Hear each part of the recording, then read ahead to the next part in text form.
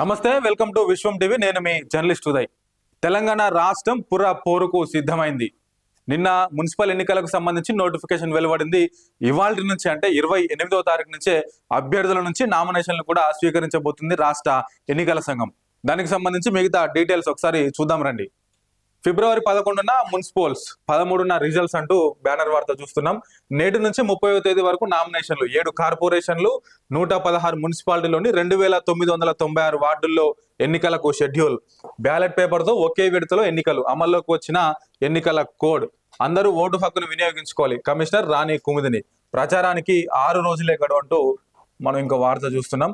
Municipal ఎన్నికల నగారా మోగింది. రాష్ట్రంలో 7 కార్పొరేషన్లు, 116 మున్సిపాలిటీలకు ఫిబ్రవరి 11న ఎన్నికలు నిర్వహించినట్లు రాష్ట్ర ఎన్నికల సంఘం కమిషనర్ రాణి కుముదిని మంగళవారం ప్రకటించారు. 414 డివిజన్లు, 2582 వార్డులకు సంబంధించిన షెడ్యూల్ రిలీజ్ చేశారు.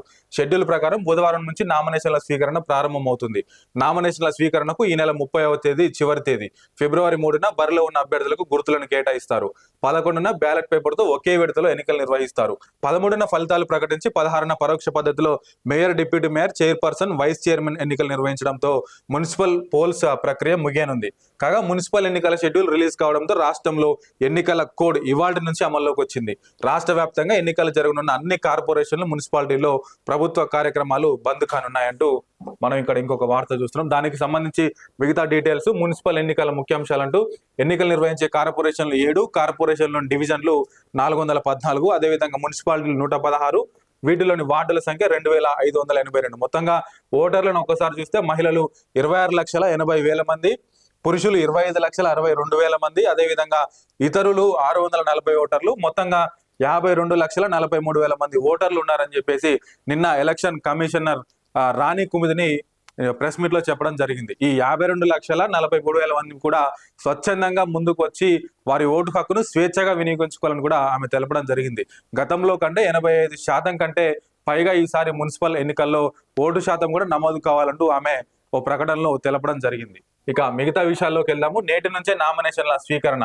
ఎన్నికలు జరగనున్న కార్పొరేషన్, మున్సిపాలిటీల్లో బుధవారం నుంచి నామినేషన్లు స్వీకరించనున్నారు.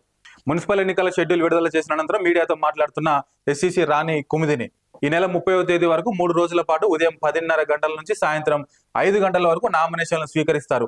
ఎన్నికల్లో పోటీ చేసే అభ్యర్థులు తమ నామినేషన్ పత్రాలతో పాటు ఎలక్షన్ కమిషన్ నిర్ణయించిన ఫీజును ROలకు చెల్లించాల్సి ఉంటుంది. అంటే రిటర్నింగ్ ఆఫీసర్ కు చెల్లించాల్సి ఉంటుంది.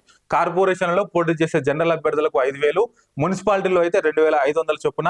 అదే SC, ST, BC అభ్యర్థులు అయితే కార్పొరేషన్లో 2,500, మున్సిపాలిటీలో 1,250 చొప్పున చెల్లించాల్సి ఉంటుంది. ఒక వార్డులో ఒక అభ్యర్థి ఇదే ఫీజుపై ఎన్ని సెట్ల నామినేషన్లైనా వేసుకోవచ్చు. 1 కన్నా ఎక్కువ వార్డుల్లో పోటీ చేస్తే మాత్రం ప్రతి వార్డుకు వేర్వేరుగా నామినేషన్ ఫీజు చెల్లించాల్సి ఉంటుంది. రిజర్వేషన్ కేటగిరీ అభ్యర్థులు తప్పకుండా తహసీల్దార్ జారీ చేసిన కులం సర్టిఫికెట్ జతపరచాల్సి ఉంటుంది. పార్టీ క్యాండిడేట్స్ అయితే బీఫారాలు అందించాలి. 31న స్క్రూటినీ, ఫిబ్రవరి 1న తొలగించిన నామినేషన్లపై అప్పీల్ స్వీకరణ, 2న విచారణ, 3న మధ్యాహ్నం 3 గంటల వరకు విత్డ్రా ఆప్షన్. ఆ తర్వాత అదే రోజు సాయంత్రం పోటీలో ఉన్న అభ్యర్థుల పేర్లు, గుర్తులు ప్రకటిస్తారంటూ ఇక్కడ ఈ మనం వార్తల్లో చూడొచ్చు. ఒకసారి అంటే మున్సిపాలిటీకి వార్డుల్లో అయితే ఎంత ఫీజు ఉండాలి, అదేవిధంగా కార్పొరేషన్ కి వార్డుల్లో అయితే ఎంత ఫీజు ఉండాలి, అదే SC, ST, BCలకు ఎంత ఫీజు ఉండాలి అనేది మనం ఇప్పుడు చూసినాం. సో కానీ ఇక్కడ పెద్ద ఎత్తున ఇంకొక విమర్శ అయితే వినిపిస్తా ఉన్నది. ఇక్కడ మనం ఒక్కసారి చూసుకుంటే SC, ST, BC అభ్యర్థులు మాత్రం ఇదేంటి రైట్ SC, ST, BC అభ్యర్థులు అయితే కార్పొరేషన్ లో 2,500. అదేవిధంగా రిజర్వేషన్ కేటగిరీ అభ్యర్థులు తప్పకుండా తహసీల్దార్ జారీ చేసిన కులం సర్టిఫికేట్ చూపించాలి ఇక్కడ. సో నిన్న నోటిఫికేషన్ వచ్చింది. 24 గంటలు గడవక ముందే అభ్యర్థుల నుంచి నామినేషన్లు కూడా స్వీకరిస్తున్నారు. సో అంటే పార్టీ అభ్యర్థులు అంటే కొంతమేర ముందుగానే వారు సిద్ధపడి ఉండొచ్చు. సో కానీ స్వతంత్ర అభ్యర్థులు ఎవరైతే ఉన్నారో, ఇప్పుడే ఎన్నికల్లో రావాలనుకున్నటువంటి యువత కావచ్చు, ఇంకొంతమంది ఎవరైతే ఉన్నారో వారికి ఇది ఒక చెంపపెట్టు లాగానే కనిపిస్తా ఉంది. వారు పెద్ద ఎత్తున విమర్శిస్తున్నారు కూడా. ఎందుకనంటే నిన్న నోటిఫికేషన్ ఇచ్చి ఒక రోజు తిరగకముందే నామినేషన్లను స్వీకరించడం అనేది కొంత చర్చనీయాంశంగా మారింది. గతంలో కూడా BRS ప్రభుత్వంలో ఉన్నప్పుడు ఇదే విధంగా మున్సిపల్ ఎన్నికలకు నోటిఫికేషన్ ఇచ్చినప్పుడు నోటిఫికేషన్లకు అభ్యర్థుల నామినేషన్ల స్వీకరణ మధ్య కనీసం 2 వారాల గడువు ఉండేది. సో కానీ ఈసారి ఆ గడువు లేకుండా కేవలం ఒకటంటే ఒక రోజు గ్యాప్ ఇచ్చి సాయంత్రం 4-5 గంటల మధ్యలో నోటిఫికేషన్ ఇవ్వడము, మర్నాడు మార్నింగే 10:30 నుంచి అభ్యర్థుల నుంచి నోటిఫికేషన్లు అంటే ఆ నామినేషన్లు స్వీకరించడం పట్ల పెద్ద ఎత్తున విమర్శలు అయితే వినిపిస్తా ఉన్నాయి. సో దీని మీద మీరు కూడా ఏమంటున్నారో కింద కామెంట్లో రాయండి. కనీసం ఒక 3-4 రోజులైనా టైం ఇస్తే బాగుండు.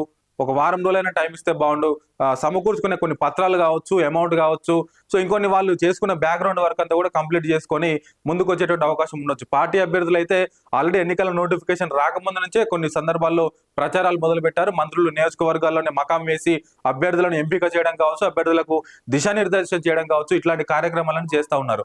సో కానీ స్వతంత్ర అభ్యర్థులు కావచ్చు, ఎవరైతే ఇప్పుడు చెప్పినటువంటి ఎస్సీ ఎస్టీ బీసీ అభ్యర్థులు వారు పత్రాలు తయారు చేసుకున్నటువంటి క్రమంలో కొంత జాప్యం జరిగేటువంటి అవకాశం ఉంది. కాబట్టి ఇంకొంత సమయం ఇస్తే బాగుండు అనేది పెద్ద ఎత్తున ఎవరైతే అభ్యర్థులుగా పోటీ చేయాలనుకుంటారో వారి నుంచి వినిపిస్తున్నటువంటి విమర్శలు.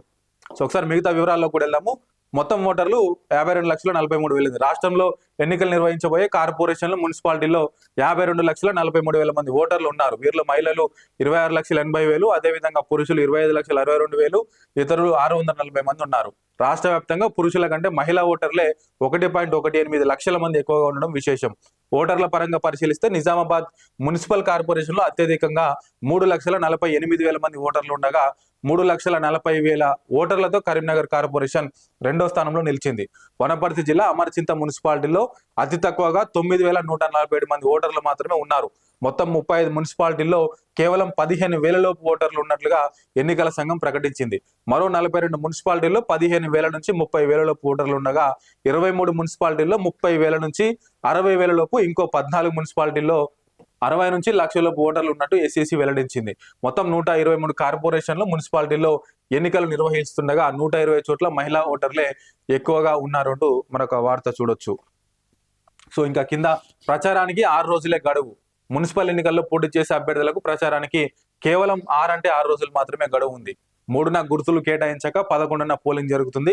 ఒకవేళ అంటే 11వ తారీఖు పోలింగ్ అయిపోయిన తర్వాత ఎక్కడైనా ఇంకా రీపోలింగ్ జరిగించాలి అనేటువంటి అంశం ఉన్నంటే అది 12వ తారీఖు నిర్వహిస్తారని చెప్పడం జరిగింది. అంటే ఎక్కడైనా రిగ్గింగ్ జరిగిందని కావచ్చు, గొడవ జరిగిందని కావచ్చు, ఇంకేదైనా టెక్నికల్ ఇష్యూస్ వల్ల అక్కడ పోలింగ్ ఆగిపోతే కనుక వెంటనే దాని నెక్స్ట్ డేనే ఫిబ్రవరి 12వ తారీఖు రోజు రీపోలింగ్ నిర్వహించి 13వ తారీఖు రోజు రిజల్ట్స్ కూడా అనౌన్స్ చేశారని చెప్పేసి రాణి కుముదిని చెప్పారు. పోలింగ్ కన్నా 48 గంటల ముందే ప్రచారం ముగించాల్సి ఉంటుంది. దీంతో అభ్యర్థులకు 6 రోజులు మాత్రమే ప్రచారం చేసుకునే వీలుంటుంది. కాగా మున్సిపల్ ఎన్నికల్లో పోటీ చేసే అభ్యర్థులు ఎన్నికల ఖర్చుల వివరాలను రాష్ట్ర ఎలక్షన్ కమిషనర్ ప్రకటించింది. కార్పొరేషన్లలో పోటీ చేసే కార్పొరేటర్ అభ్యర్థులు గరిష్టంగా 10 లక్షలు, మున్సిపాలిటీల్లో కౌన్సిలర్ అభ్యర్థులు 5 లక్షలు మాత్రమే ఖర్చు చేయాలి. ఎన్నికల్లో పోటీ చేసే అభ్యర్థి తప్పనిసరిగా బ్యాంకులో ప్రత్యేక అకౌంట్ ఓపెన్ చేయాలి. నామినేషన్ వేసే సమయంలో అభ్యర్థి సంబంధిత ఎన్నికల అధికారికి రాతపూర్వకంగా ఈ బ్యాంక్ అకౌంట్ వివరాలను తప్పక అందించాల్సి ఉంటుంది. ఈ అకౌంట్ నుంచి అభ్యర్థి తన ఎన్నికల వ్యయాన్ని మొత్తం ఖర్చు చేసి వివరాలను ఎలక్షన్ కమిషన్ కు అందజేయాలి. కరపత్రాలు, పోస్టర్లు, ఫ్లెక్సీలు, బ్యానర్లు, వెహికల్ రెంటు, మైకులు, డీజేలు, సభలు, సమావేశాలు ఖర్చులు, సోషల్ మీడియా ప్రచారాలు, ఇతర ఖర్చులు మొత్తం లెక్క చూపించాల్సి ఉంటుంది. సో ఇక్కడ ఇంకొక అంశం చూద్దాము.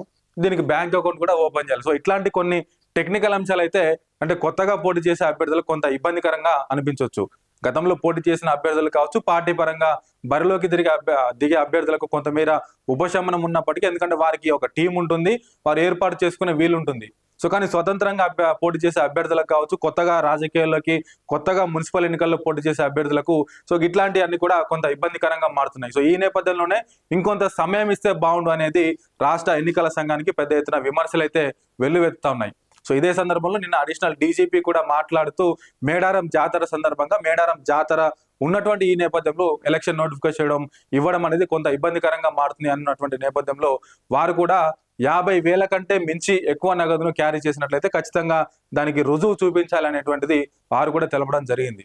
సో దైవిక కార్యక్రమాలకు వెళ్లే వారిని ఏ విధంగా అడ్డగించబోము, 50,000 లోపు క్యాష్ ఎంత ఉన్నా కూడా వారు సజావుగా వెళ్ళి రావచ్చు, రాష్ట్రంలో ఎక్కడైనా కూడా తిరగవచ్చు అనేటువంటిది వారైనా చెప్పారు. అదేవిధంగా రౌడీ షీటర్లు కావచ్చు, ఎవరైతే గతంలో ఎలక్షన్లలో సంఘ విద్రోహ శక్తులకు పాల్పడ్డ వారిని కూడా ఇప్పటికే బైండ్ ఓవర్ చేసి వారిని అదుపులో కూడా తీసుకున్నామని చెప్పేసి అడిషనల్ డీజీపీ కూడా చెప్పారు. మొత్తానికైతే రాష్ట్రంలో మున్సిపల్ ఎన్నికల నగారం మోగింది. ఇవాల్టి నుంచే పెద్ద ఎత్తున మున్సిపాలిటీల్లో, వార్డుల్లో, అదేవిధంగా కార్పొరేషన్లో ఎన్నికల ప్రచారం కావచ్చు, నాయకులందరూ కూడా హైదరాబాద్ లో ఉన్న నాయకులందరూ కూడా అదేవిధంగా అటు పార్టీలు కూడా ఆయా కార్పొరేషన్లకు, ఆయా మున్సిపాలిటీలకు ఇన్ఛార్జీలను కూడా నియమించింది. సో దీంతో అందరూ కూడా గ్రామాల్లో అంటే మున్సిపాలిటీ కేంద్రాల్లో కావచ్చు, కార్పొరేషన్ కేంద్రాలకే పరిమితమయ్యారు. ఫిబ్రవరి 13వ తారీఖు రోజు రిజల్ట్స్ రాబోతున్నాయి. సో ఆ రోజు ఓటర్లు ఏ పార్టీకి ఎన్ని సీట్లు ఇస్తారు, స్వతంత్ర అభ్యర్థులకు ఎన్ని సీట్లు ఇస్తారు, ఈ మున్సిపల్ పోల్ మొత్తాన్ని ఎప్పటికప్పుడు నేను మీ ముందుకు అప్డేట్స్ తో తీసుకొస్తాను.